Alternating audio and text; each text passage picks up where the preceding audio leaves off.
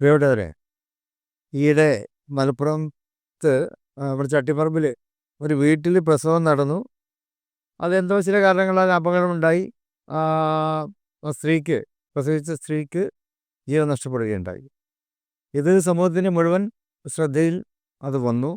പ്രത്യേകിച്ച് ആരോഗ്യ വകുപ്പ് അതിനെ വളരെ ഏറെ ഉത്കണ്ഠയോടെയാണ് കണ്ടത്, ആശങ്കയോടെയാണ് കണ്ടത്. സ്വാഭാവികമാണ്.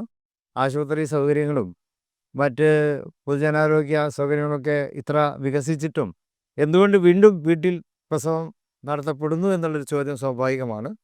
പക്ഷേ ആളുകൾ ചിലപ്പോൾ പ്രസവം എളുപ്പം എന്നുള്ള രീതിയിൽ വീട് പ്രിഫർ ചെയ്യുന്നുണ്ടാവും. പക്ഷെ ഇന്നത്തെ കാലത്ത് നമ്മൾ കൂടുതൽ ശ്രദ്ധിക്കേണ്ടതുണ്ട്.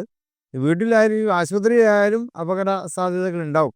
പക്ഷേ എന്നാലും വീട്ടിലാവുമ്പോൾ ആശുപത്രി പിന്നെ അതിൻ്റെ സജ്ജീകരണങ്ങളും ഡോക്ടർമാരുടെ സാന്നിധ്യവും മറ്റ് തരത്തിലുള്ള പ്രിക്കോഷൻസൊക്കെ ആശുപത്രിയിൽ ലഭിക്കും. വീട്ടിൽ അതുണ്ടാവുകയില്ലല്ലോ. അപ്പോൾ വീട്ടിലുള്ള പ്രസവം നമ്മളിപ്പോൾ അത്ര പ്രോത്സാഹിപ്പിക്കേണ്ടതില്ല. വീട്ടിലുള്ള പ്രസവം അപകടം പതിയിരിക്കുന്നുണ്ട് എന്ന് തന്നെ മനസ്സിലാക്കി ഗർഭസ്ഥ അവസ്ഥയിൽ തന്നെ ഡോക്ടർമാരുമായും മറ്റു ആരോഗ്യ പ്രവർത്തകരുമായിട്ടൊക്കെ നിരന്തരം സമ്പർക്കം പുലർത്താനും അവരുടെ ഉപദേശങ്ങൾ തേടാനുമൊക്കെ ഗർഭിണികളും അവരുടെ കുടുംബവും ഭർത്താക്കന്മാരൊക്കെ അതിന് തയ്യാറാകണം എന്ന് ഞാൻ പറയുകയാണ്. അപകടം ഇനിയും നമുക്ക് ആവർത്തിച്ചുകൂടല്ലോ. ആ സൗകര്യമൊക്കെ ഇവിടെ ഉണ്ട്.